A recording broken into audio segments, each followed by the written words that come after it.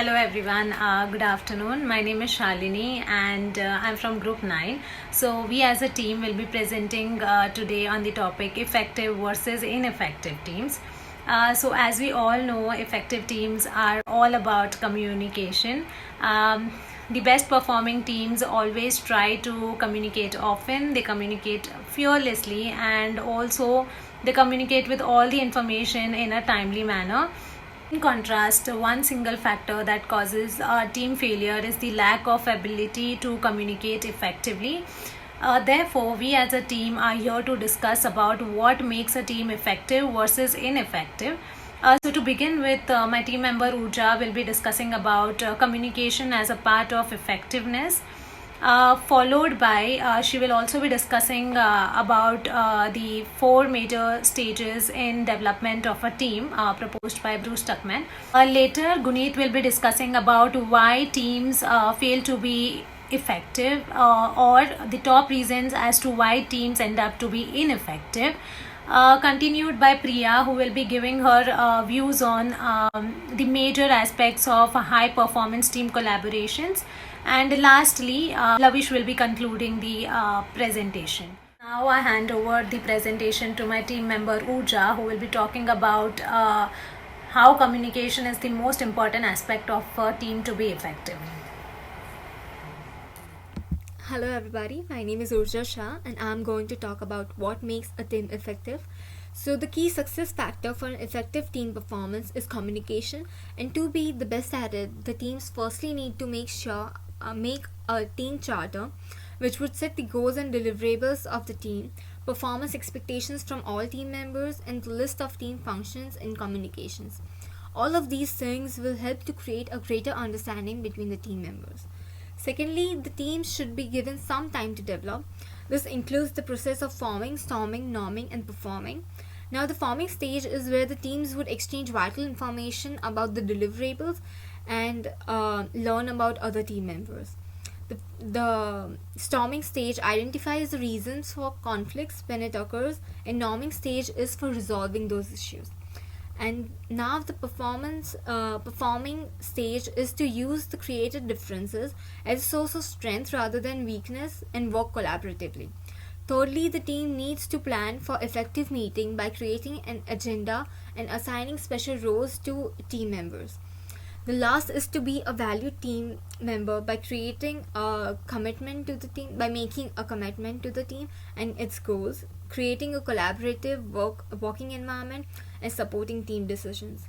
Now, next, Guneet will be discussing about reasons teams fail to be effective. Thank you.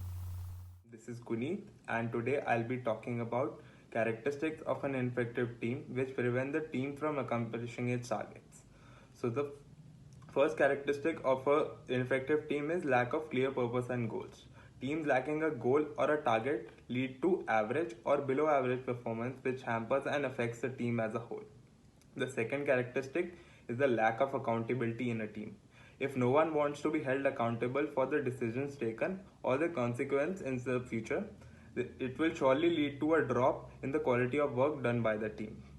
Ineffective teams often focus on producing average work which is strictly done according to the guidelines and the requirements of the project. They lack creativity and the confidence to go with the new ideas. The major reasons why teams are ineffective are also conflicts. The members of the team are always involved in conflicts and fights, which most of the time and leads to a negative team environment and a drop in morale among the members.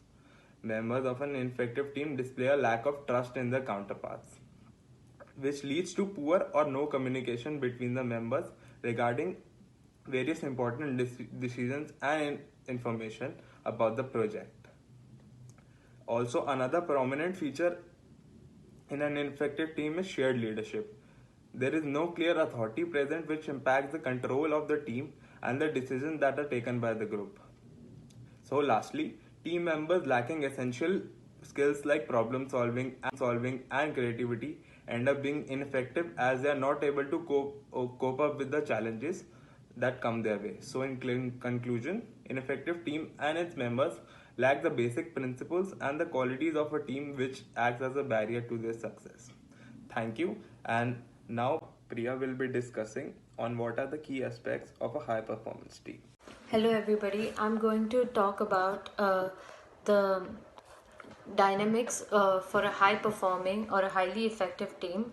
Some of them are identifying a leader, select a leader to guide a process and ensure resources are being supplied. Also, he or she will assist in the teamwork. Number two, establish roles and responsibilities and discuss what each person has to tell. Understanding the various functionalities and responsibilities of team is very important. Number two, establish a set of goals and objectives. It can be long term or short term. They must be set as technical or process goals. Number four, establish an agenda and managing the time to complete the task. Number five, establish some ground rules. During meetings, there must be some set of standards to determine how members will behave with each other. Basically, a code of conduct. Number six, proper and timely use of quality tools. Number seven, break down barriers between various cultured team members.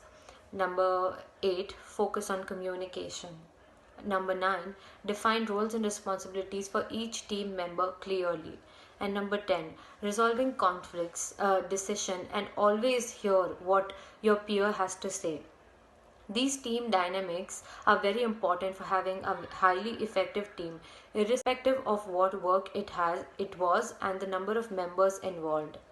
Thank you. Now Lavish will take over and he will conclude the presentation. Hello everyone, my name is Lavish Daglia, and as Urja discussed how communication is the main factor to make a team perform effectively, this includes creating a team charter, evolving through the stages of team development, planning for effective meetings, and being a valued team member.